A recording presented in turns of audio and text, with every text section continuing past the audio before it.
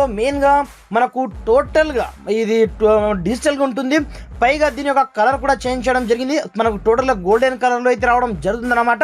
దీనివల్ల మనకు బెనిఫిట్స్ చాలా వేగవంతంగా, ఇప్పుడు ట్యాక్స్ పేయర్స్ ఉన్నారనుకోండి, వాళ్ళు చాలా వేగవంతంగా వాళ్ళకి సంబంధించిన ట్రాన్సాక్షన్ చేసుకోవచ్చు అన్నమాట. పైగా సెక్యూరిటీ పరంగా చూసుకున్నట్లయితే ఎవరైనా సైబర్ నేరగాళ్ళు లైక్ దిస్ మీ యొక్క పాన్ కార్డ్ యూజ్ చేసుకొని ఇలాంటి లోన్ తీసుకోకుండా ఏం చేయకుండా మనకు చాలా సెక్యూరిటీ పరంగా చాలా టూ మచ్ అప్డేట్ అయితే చేయడం జరిగింది అనమాట.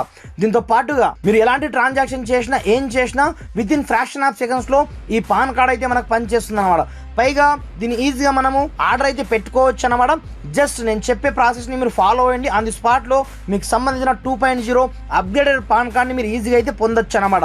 ఇప్పుడు మీరు ఏం చేస్తారంటే ఫస్ట్ ఆఫ్ ఆల్ మీరు మీకు సంబంధించిన గూగుల్ అకౌంట్ని ఈ విధంగా ఓపెన్ చేసుకొని పాన్ కార్డ్ రీప్రింట్ అని కొట్టండి. 2.0 కొట్టకపోయినా మీకు ప్రాబ్లం లేదన్నమాట.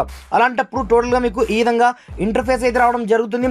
Request for reprint pan card NSDL కావచ్చు, UTI కావచ్చు, 2 ఆప్షన్స్ అయితే ఉంటాయి. కాకపోతే నేను NSDL ద్వారా నా యొక్క పాన్ కార్డు ఉంది కాబట్టి నేను NSDL ద్వారా మాత్రమే మీకు చూపించబోతున్నాను. చూసుకోవచ్చు. ఇక్కడ నుంచి సింపుల్గా మీకు సంబంధించిన పాన్ కార్డ్ నెంబర్తో పాటుగా ఆధార్ కార్డ్ నెంబర్ని ఎంటర్ చేసుకున్న తర్వాత సమ్ టర్మ్స్ అండ్ కండిషన్స్ని అగ్రీ చేసి I'm not a robot click చేసుకోండి. కింద సబ్మిట్ ఆప్షన్ ఉంటుంది, దానిలో క్లిక్ చేసుకోండి. క్లిక్ చేసుకున్న తర్వాత మీ యొక్క పాన్ కార్డ్ నెంబర్ కావచ్చు, మీ యొక్క మొబైల్ నెంబర్ కావచ్చు, మెయిల్ ID కావచ్చు, మీ యొక్క బ్లాక్ కావచ్చు, డేట్ ఆఫ్ బర్త్ కావచ్చు, టోటల్గా మీకు ఇక్కడనే వచ్చేస్తుంది అన్నమాట. స్ట్రీట్ కావచ్చు, ఏరియా కావచ్చు, లోకాలిటీ కావచ్చు, టోటల్గా వచ్చేస్తుంది. దాని తర్వాత మీకు ఒక OTP అయితే కావాలి. అలాంటప్పుడు మీరు మెయిల్ ఐడికి తీసుకుంటారా, మొబైల్ నెంబర్కి తీసుకుంటారా అని అడుగుతుంది. సింపుల్గా నేను ఏం చేస్తానంటే నేను మెయిల్ ఐడికే తీసుకుంటాను. మనము సమ్ టర్మ్స్ అండ్ కండిషన్స్ని అగ్రీ చేసి నేను మెయిల్ ఐడిని చూసేది చేసుకోవడం జరిగింది. ఇప్పుడు చూసుకోవచ్చు. నేను రిక్వెస్ట్ OTP క్లిక్ చేసుకుంటాను.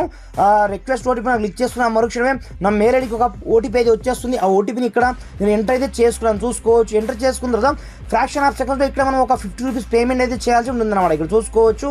మీరు ఆన్లైన్ పేమెంట్ త్రూ పేటిఎం ద్వారా కావచ్చు, మీరు దేని ద్వారా అయినా సరే QR కోడ్ని యూజ్ చేసుకొని పేమెంట్ మనం చేసుకోవచ్చు. కాకపోతే మనకు 50 రూపీస్ ఛార్జ్ అయితే పడుతుందన్నమాట. సింపుల్గా మీరు అగ్రీ మనం క్లిక్ చేసుకొని టర్మ్స్ అండ్ కండిషన్స్ని ప్రొసీడ్ టు పేమెంట్ మనం క్లిక్ చేసుకోండి. ఇక్కడ చూసుకోవచ్చు మనకు పేమెంట్, అదేవిధంగా పేమెంట్ ట్రాన్సాక్షన్ ID వస్తుంది.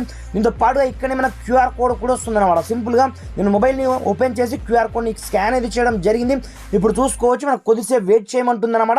ఎందుకంటే మనం పేమెంట్ చేసింది రెస్పాండ్ అవ్వాలి కాబట్టి మనం పేటిఎం ద్వారా చేయడం జరిగింది కాబట్టి ఇక్కడ చూసుకోవచ్చు. మనకు పేమెంట్ అయితే సక్సెస్ కావడం జరిగింది. దీంతో పాటుగా నా ట్రాన్సాక్షన్ ID కావచ్చు, నేను ఎప్పుడు ఇచ్చేయడం జరిగింది, నా యొక్క పేమెంట్ కావచ్చు, దీంతో పాటుగా నా యొక్క బ్యాంక్ రెఫరెన్స్ ID కావచ్చు. టోటల్గా ఇక్కడ చూసుకోవచ్చు.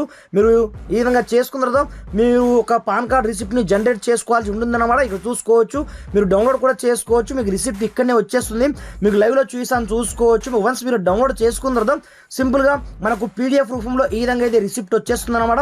మన యొక్క మెయిల్ ID ఉంటుంది. మనకు దాదాపుగా 42 రూపీస్ మనకు ఛార్జ్ అయితే పడుతుంది. దీంతో పాటుగా మనకు GST 18% కాబట్టి 7.56 రూపీస్, టోటల్గా 50 రూపీస్ పడ్డట్టుగా మనకు టోటల్గా రిసిప్ట్ కూడా అయితే మనకు బయటికి అయితే రావడం జరిగిందనమాట.